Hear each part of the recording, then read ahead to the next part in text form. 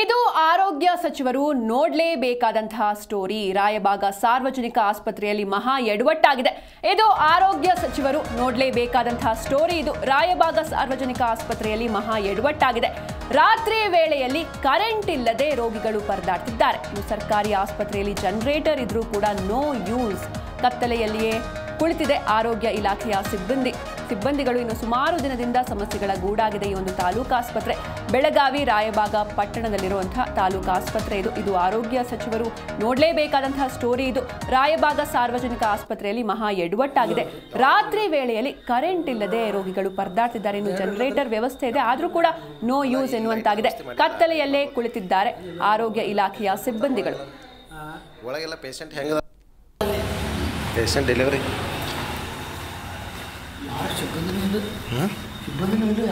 Delivery patient ಎಲ್ಲ ಹೆರಿಗೆ ಕೋಣೆ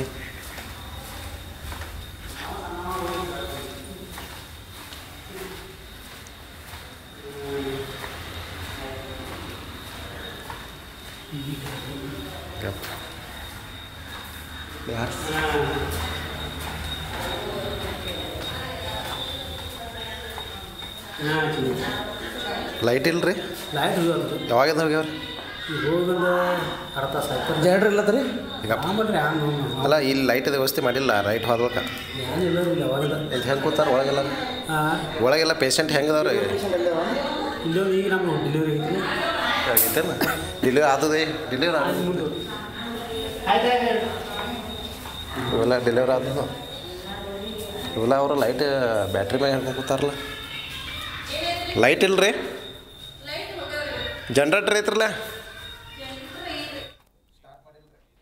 ಈ ಬಗ್ಗೆ ಹೆಚ್ಚಿನ ಮಾಹಿತಿಯನ್ನು ನೀಡ್ತಾರೆ ನಮ್ಮ ಪ್ರತಿನಿಧಿ ಶ್ರೀಧರ್. ಇನ್ನು ಎಷ್ಟು ದಿನದಿಂದ ಈ ರೀತಿ ಸಮಸ್ಯೆ ಆಗ್ತಾ ಇದೆ? ಯಾಕೆ ಇಲ್ಲಿ ಕರೆಂಟ್ ಸಪ್ಲೈ ಇಲ್ಲ? ಜೊತೆಗೆ ಏನು ಬೇರೆ ವ್ಯವಸ್ಥೆ ಏನು ಇಲ್ವಾ? ಜನರೇಟರ್ ವ್ಯವಸ್ಥೆ ಏನು ಇಲ್ವಾ ಅಂತ?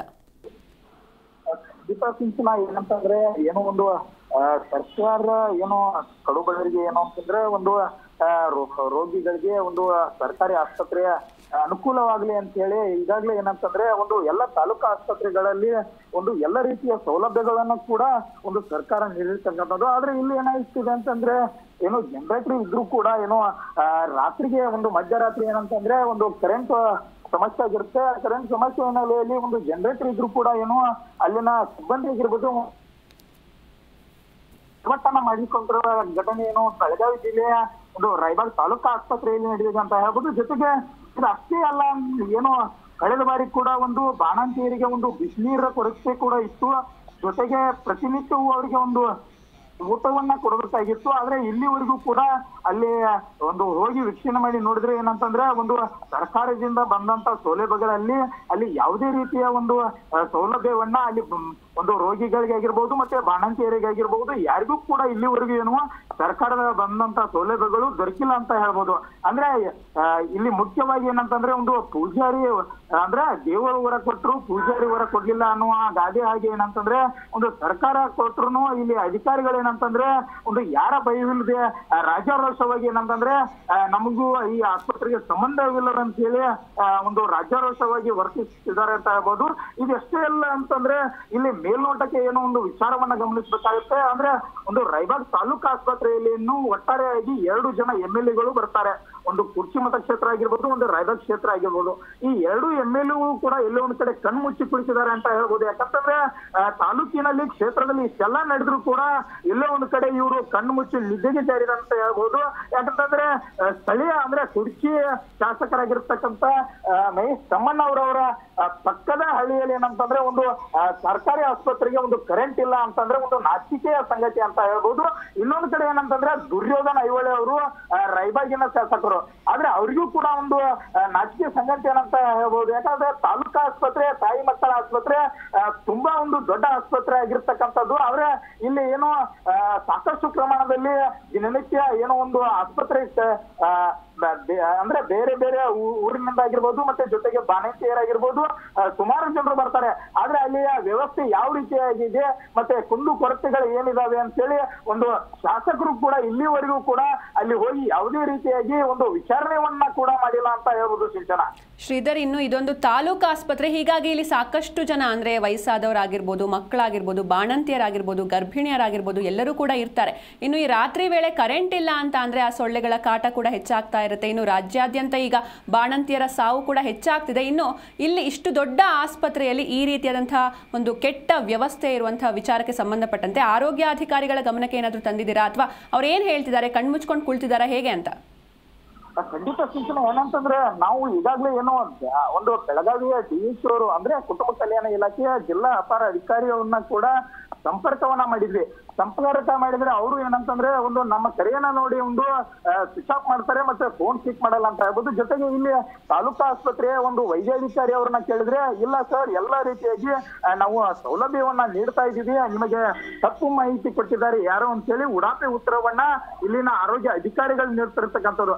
ಅದ್ರ ಜೊತೆಗೆ ಏನು ಅಲ್ಲಿ ಹೋಗಿ ಒಂದು ಬಾಣಂತಿಯರಾಗಿರ್ಬೋದು ಮತ್ತೆ ರೋಗಿಯನ್ನಾಗಿರ್ಬೋದು ಅಲ್ಲಿ ಕೇಳಿದಾಗ ಏನಂತಂದ್ರೆ ಅವರ ಒಂದು ಪ್ರತಿದಿನ ನೀವೇ ಬೆಳಿಗ್ಗೆ ಎದ್ದು ಬನ್ನಿ, ಬಿಸಿನೀರು ಕೊಡ್ತಾರ ಅಥವಾ ನಮಗೆ ಊಟ ಮಾಡಲು ಕೊಡ್ತಾರ, ನಾಷ್ಟ ಕೊಡ್ತಾರ, ನಿಮ್ಗೆ ಗೊತ್ತಾಗುತ್ತೆ ಅಂತ ಹೇಳಿ ಅಲ್ಲಿನ ಒಂದು ರೋಗಿಗಳು ಇರತಕ್ಕಂಥದ್ದು. ಜೊತೆಗೆ ರೋಗಿಗಳಿಗೂ ಕೂಡ ಏನು ಅಲ್ಲಿಯ ಸಿಬ್ಬಂದಿಗಳು ಒಂದು ವಾರ್ನಿಂಗ್ ಅನ್ನ ಮಾಡಿದಾರೆ ಅಂತ ಹೇಳ್ಬೋದು. ಯಾಕಂತಂದ್ರೆ ನೀವು ಯಾರಿಗಾದ್ರೂ ಹೊರಗಿನವರಿಗೆ ನಾವು ಯಾವುದೇ ರೀತಿಯಾಗಿ ನಿಮಗೆ ಸರ್ಕಾರದ ಸೌಲಭ್ಯವನ್ನ ಕೊಟ್ಟಿಲ್ಲ ಅಂತ ಹೇಳಿದ್ರೆ ನಿಮಗೆ ನಾವು ಯಾವುದೇ ತರದ ಟ್ರೀಟ್ಮೆಂಟ್ ಅನ್ನ ಕೊಡಲ್ಲ ಅಂತ ಹೇಳಿ ಒಂದು ಈಗಾಗಲೇ ಅವರಿಗೆ ಒಂದು ಅಂಜಿಕೆಯನ್ನ ಹಾಕಿರ್ತಕ್ಕಂಥ ಘಟನೆ ಕೂಡ ಈಗಾಗಲೇ ಅಲ್ಲಿ ತಾಲೂಕು ಆಸ್ಪತ್ರೆಯಲ್ಲಿ ನಡೆದಿರ್ತಕ್ಕಂಥ. ಶ್ರೀಧರ್, ಇನ್ನು ಅಲ್ಲಿನ ಜನಪ್ರತಿನಿಧಿಗಳು ಏನ್ ಮಾಡ್ತಿದ್ದಾರೆ ಅಂತ, ಕೇವಲ ಒಂದು DCC ಬ್ಯಾಂಕ್ ಚುನಾವಣೆಯಲ್ಲೇ ಮುಳುಗಿ ಹೋಗ್ಬಿಟ್ಟಿದಾರ, ಈ ಕಡೆ ಜನರ ಸಮಸ್ಯೆಯನ್ನು ಯಾವಾಗ ಕೇಳ್ತಾರೆ ಅಂತ? ಖಂಡಿತ ಶಿಕ್ಷಣ ಏನಂತಂದ್ರೆ ನಾವು ಕೂಡ ಈಗಾಗಲೇ ಏನೋ ಒಂದು ಕುರ್ಚಿ ಶಾಸಕರನ್ನು ಕೂಡ ಸಂಪರ್ಕವನ್ನ ಮಾಡಿದ್ದೀವಿ, ಅವರು ಸಂಪರ್ಕ ಸಿಗ್ತಿಲ್ಲ ಅಂತ ಹೇಳ್ಬೋದು. ಒಂದು ರಾಯಬಾಗ್ ಕ್ಷೇತ್ರದ ಶಾಸಕರನ್ನ ಕೂಡ ಸಂಪರ್ಕ ಮಾಡಿದ್ವಿ, ಅವರು ಕೂಡ ಇದನ್ನ ಹೇಳ್ತಾರೆ, ಹೇಳುವ ಪರಿಸ್ಥಿತಿಯಲ್ಲಿ ನಿರ್ಮಾಣ ಆಗ್ತಿರ್ತಕ್ಕಂಥದ್ದು ಅಂತ ಹೇಳ್ಬೋದು. ಆದಷ್ಟು ಬೇಗ ಏನೋ ಶಾಸಕರೇ ಏನೋ ಖುದ್ದಾಗಿ ಹೋಗಿ ಒಂದು ಈ ಸಮಸ್ಯೆಯನ್ನ ಬಗೆಹರಿಸಬೇಕು. ಮತ್ತೆ ಬೆಳಗಾವಿಯ ಜಿಲ್ಲಾ ಆಡಳಿತ ಮತ್ತು ಜಿಲ್ಲಾ ಆರೋಗ್ಯ ಇಲಾಖೆ ಅಧಿಕಾರಿಗಳು ನಿದ್ದೆಯಿಂದ ಎದ್ದು ಒಂದು ಬೇಗನೆ ಸಮಸ್ಯೆಯನ್ನ ಬಗೆಹರಿಸಬೇಕು. ಇಲ್ಲಾಂದ್ರೆ ನಾವು ಮುಂದಿನ ದಿನಮಾನಗಳಲ್ಲಿ ಉಗ್ರವಾದ ಹೋರಾಟವನ್ನ ಮಾಡ್ತೀವಿ ಅಂತೇಳಿ ಈಗಾಗಲೇ ಅಲ್ಲಿಯ ಸ್ಥಳೀಯ ಒಂದು ಗ್ರಾಮ ರೋಗಿ ಆಗಿರ್ಬೋದು ಮತ್ತೆ ಪ್ರಮುಖರು ಮುಖಂಡರಾಗಿರ್ಬೋದು ಒಂದು ವಾರ್ನಿಂಗ್ ಅನ್ನ ಕೂಡ ಕೊಟ್ಟಿರ್ತಕ್ಕಂಥದ್ದು. ಇದು ಎಷ್ಟರ ಮಟ್ಟಿಗೆ ಒಂದು ಅಧಿಕಾರಿಗಳು ಈ ಕೆಲಸವನ್ನ ಮಾಡ್ತಾರೆ ಅಂತೇಳಿ ಕಾದು ನೋಡ್ಬೇಕಾಗಿದೆ ಅಂತ ಹೇಳ್ಬೋದು ಶಿಕ್ಷಣ. ಓಕೆ, ಥ್ಯಾಂಕ್ ಯು ಶ್ರೀಧರ್ ನಿಮ್ಮೆಲ್ಲ ಡೀಟೇಲ್ಸ್ಗಾಗಿ.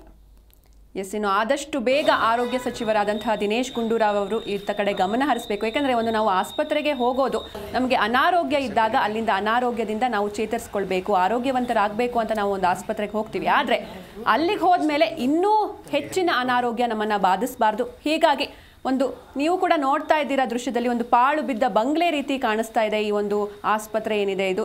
ಜೊತೆಗೆ ಇಲ್ಲಿಗೆ ಬರುವಂತಹ ರೋಗಿಗಳ ಕತೆ ಏನು, ನಾವು ಹೆಲ್ತ್ ಇಂಪ್ರೂವ್ ಆಗಬೇಕು ಅಂತ ಬರ್ತೀವಿ ಹೊರತು ಇನ್ನೂ ಹಾಳು ಮಾಡ್ಕೊಂಡು ಹೋಗುವಂಥ ಸಿಚುವೇಶನ್ ಆಗಬಾರ್ದು. ಹೀಗಾಗಿ ಆರೋಗ್ಯ ಸಚಿವರು ಆದಷ್ಟು ಬೇಗ ಇತ್ತ ಕಡೆ ಗಮನ ಹರಿಸಬೇಕು. ಲೈಟ್ ಇಲ್ಲ.